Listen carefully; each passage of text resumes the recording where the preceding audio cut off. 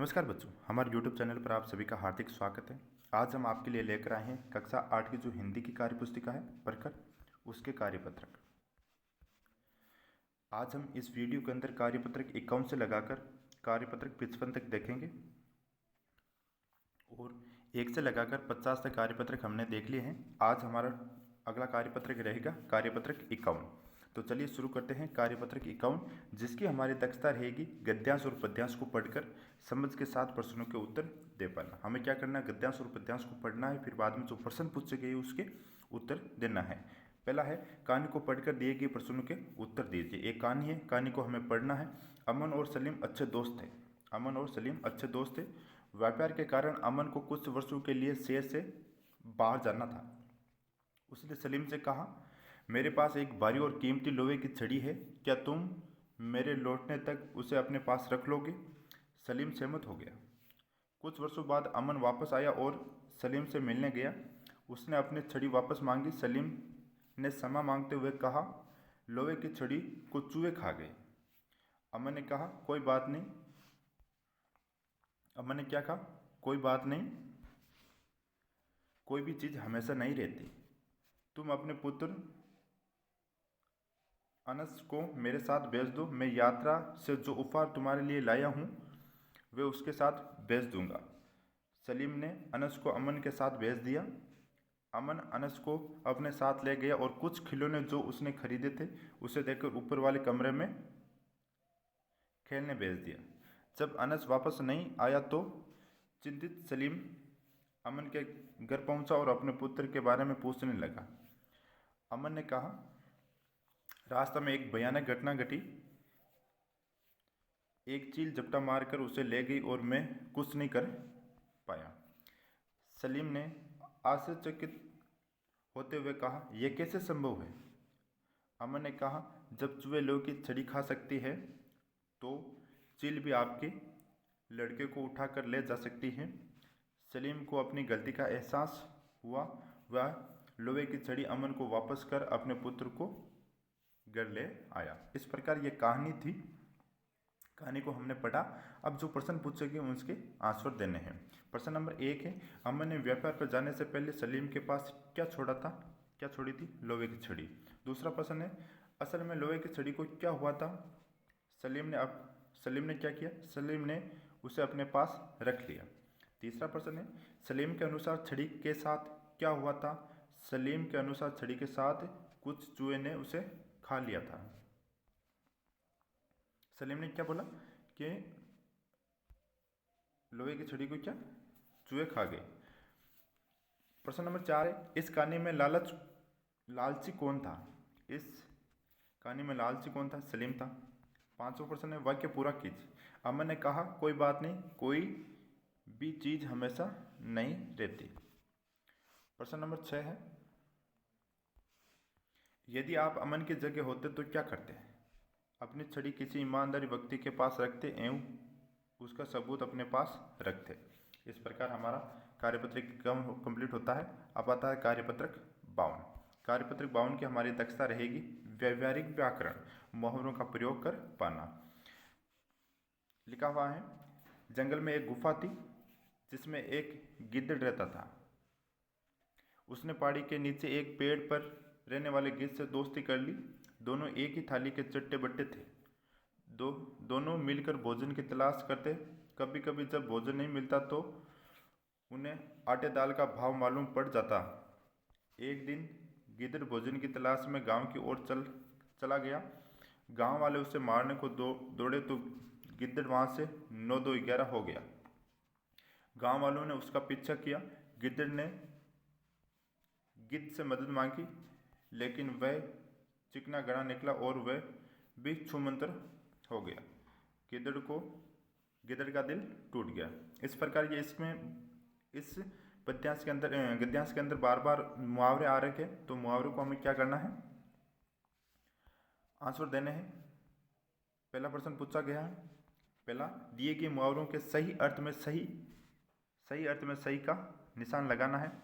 तो पहला है, एक ही थाली के चट्टे बट्टे थे। उस गद्यांश के अंदर आ रखे तो एक जैसी आदत। दूसरा प्रश्न है 9 2 11 होना, इसका अर्थ क्या होगा? भाग जाना। अगला है चिकना घड़ा निकलना, किसी बात का असर न होना। तो इस पर टिक लगाना है। तो इस प्रकार हमें जो गद्यांश में मुहावरे आ रहे हैं उसके अर्थ लिखे। अगला प्रश्न है प्रश्न नंबर 2, वाक्य में दिए गए मुहावरों का अर्थ लिखिए। जो वाक्य में मुहावरे के अर्थ मुहावरे दे रहे कि उसके अर्थ लिखने हैं। वाक्य में आपस में झगड़े में सब कुछ चौपट हो जाता है, तो सब कुछ बर्बाद हो जाना। अगला है घर के काम में सबको हाथ बटाना चाहिए, किसी के कार्य में सहायता करना। मुसीबत में लोग आंख फेर लेते हैं, मधुर संबंध खत्म कर लेना। अगला है चोर ने पुलिस की आंख में धूल झोंक दी, धोखा देना। अगला है माँ गुस्से में लाल थी, बहुत अधिक क्रोधित होना। अगला है चेतक घोड़ा हवा से बातें करता है, बहुत तेज दौड़ना। अगला है मीना ने नाक में दम कर दिया, परेशान करना। मुहावरों का अर्थ लिखा है। प्रश्न नंबर 3 है दिए गए मुहावरों का प्रयोग कर वाक्यों को पूरा करिए। पहला है कहानी सुनते सुनते गौतम की पलक झपकने लगी। तो क्या करना? प्रयोग कर पलक झपकने लगी। यहाँ से इन दोनों में से एक को यहाँ रिक्त स्थान में भरना था। अगला है सैनिकों ने आतंकवादियों के क्या छुड़ा दिए? छक्के छुड़ा दिए, छक्के छुड़ाना। अगला है अपमानजनक शब्द सुन के वो आग बबूला हो गया, आग बबूला होना, तो आग बबूला हो गया। तो यहाँ पर लिखना आग बबूला हो गया। अब आता हमारा कार्यपत्रक 53। कार्यपत्रक 53 की हमारी दक्षता रहेगी वाक्यों में क्रियाकाल को पढ़कर समझना और लिखना। तो वाक्यों में जो क्रियाकाल को पढ़कर और उनको समझना और लिखना। पहला प्रश्न है दिए गए विकल्प पर सही का निशान लगाना है। क्या है? जैसे रमा खाना बना रही है, तो वर्तमान काल, इसमें काल कौन सा वो बताना था। क्या में कुत्ता भौंक रहा था, तो ये हो जाएगा भूतकाल था। पक्षी आकाश में उड़ रहे हैं, तो ये वर्तमान काल हो जाएगा। चित्र का चित्र बनाएगा, तो भविष्यत काल हो जाएगा। बादल गरज रहे थे, तो ये हो जाएगा भूतकाल। प्रश्न नंबर 2 है दिए गए वाक्यों में क्रिया को रेखांकित करके उनका काल बताइए। क्या करना है? क्रिया को रेखांकित करके उनका काल बताना है। वह सिनेमा गया होगा, तो भूतकाल, तो गया होगा, इसको रेखांकित करना है। अगला है अंजू पढ़ रही है, तो रही है, तो वर्तमान काल हो जाएगा। तेज आंधी आई थी, तो भूतकाल। पिताजी पत्थर लिखेंगे, तो भविष्यत काल। अगला कल तुम आ जाना, तो आ जाना भविष्यत काल। हम शाम को बाजार जाएंगे, बाजार जाएंगे, तो भविष्यत काल। अगला प्रश्न है प्रश्न नंबर 3, क्रिया का उचित रूप लिखकर वाक्यों को पूरा कीजिए। हमें क्या करना है? क्रिया का उचित रूप लिखकर वाक्यों को पूरा करना है। यहाँ पर हमें क्रिया दे रखी, उनका उचित रूप लिखकर वाक्यों को पूरा करना है। जैसे मोहन हॉकी खेल रहा है, तो खेलना खेल रहा है। अगला है सब छात्राएं घर चली गई, तो जाना गई।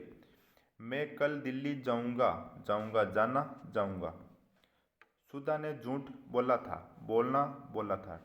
अगला है हम विद्यालय जा रहे हैं, तो जाना का हो जाएगा जा रहे हैं, वर्तमान काल में हो जाएगा। अगला प्रश्न है प्रश्न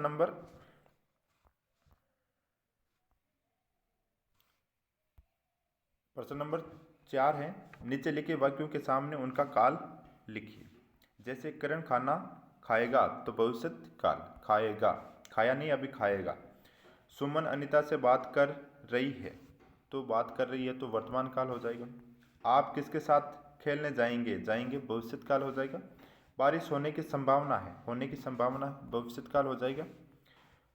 मुझसे भूल हो गई, तो भूतकाल। प्रेमचंद ने कई किताबें लिखी, तो भूतकाल। इसी प्रकार हमारा कार्यपत्रक 53 यहीं समाप्त होता है। अब आता है कार्यपत्रक 54। कार्यपत्रक 54 की हमारी दक्षता रहेगी गद्यांश पद्यांश को पढ़कर समझ के साथ प्रश्नों के उत्तर दे पाना। हमें गद्यांश और पद्यांश पढ़ना है, फिर बाद में जो प्रश्न पूछेगी उसके आंसर देने हैं। पहला प्रश्न है, आपने बस की यात्रा पाठ पढ़ा है।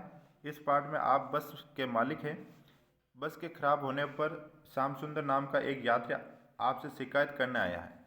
बस की विशेषताएं बताते हुए आप श्याम सुंदर को जवाब दीजिए। तो चलिए शुरू करते हैं। श्याम सुंदर बोलता है, मैं बस का मालिक हूँ। और श्याम सुंदर बोलता है, आपकी बस खराब थी तो हमें बताना चाहिए था। तो मालिक बोलता है, मैं जी खराब कहाँ है, चल तो रही है। श्याम सुंदर, बार बार रुक क्यों जाती है।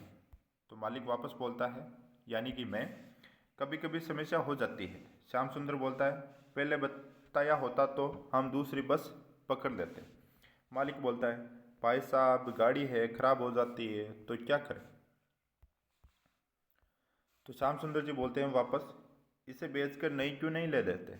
मालिक, गाड़ी तो ठीक है, कभी कभार समस्या हो जाती है। श्याम सुंदर, आप यात्रियों की जान से खेल रहे हो। मालिक, ऐसा कुछ नहीं है, अभी ठीक हो जाएगी, आप धैर्य रखें। श्याम सुंदर जी वापस बोलते हैं, हमें समय पर पहुंचना है, आगे गाड़ी पकड़नी है। ड्राइवर, मालिक, ड्राइवर को भेजा है, दूसरी बस आती होगी। तो इस प्रकार हम श्याम सुंदर और मालिक के बीच में जो वार्तालाप हुई है वो यहाँ पर लिखेंगे। अब आता हमारा कार्यपत्रक 55। कार्यपत्रक 55 की हमारी दक्षता रहेगी विभिन्न विधाओं को विविध शैली में लिख पाना। विविध विधाओं को विविध शैली में लिख पाना। नीचे लिखी कविता को कहानी में बदलकर लिखिए। जो कविता लिखी उसको कहानी में बदलकर लिखना है। कविता, पहले कविता पढ़ेंगे किस प्रकार कविता है।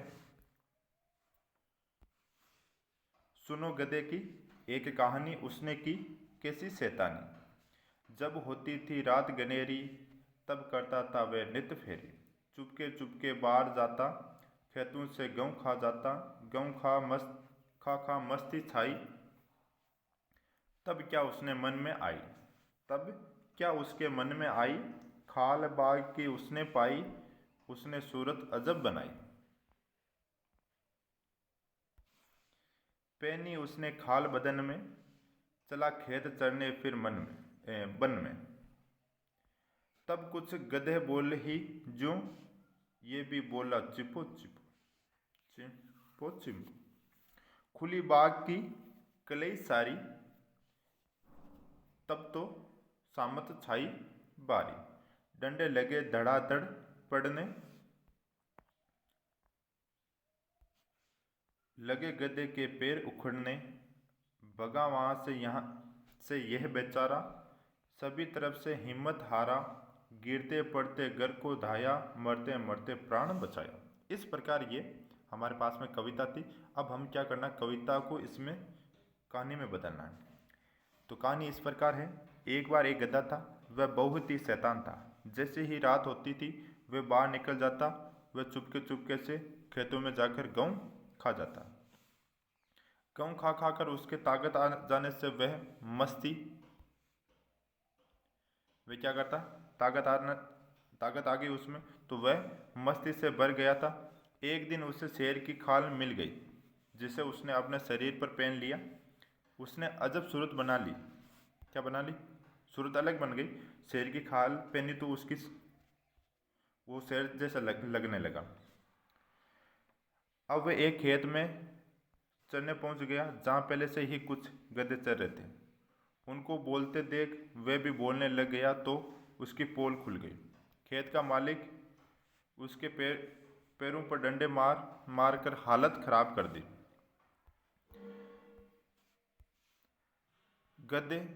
गधे की जान आफत में आ गई। बेचारा वहां से जैसे तैसे जान बचाकर भागा। वह हिम्मत हार चुका था। तब गिरते पड़ते वह बड़ी मुश्किल से प्राण बचाकर घर पहुंचा। तब उसे अपने किए पर पश्चाताप हुआ। तो इस प्रकार ये हम कविता से कहानी का निर्माण कर देंगे। तो चलिए दोस्तों, आज के लिए इतना ही। जय हिंद।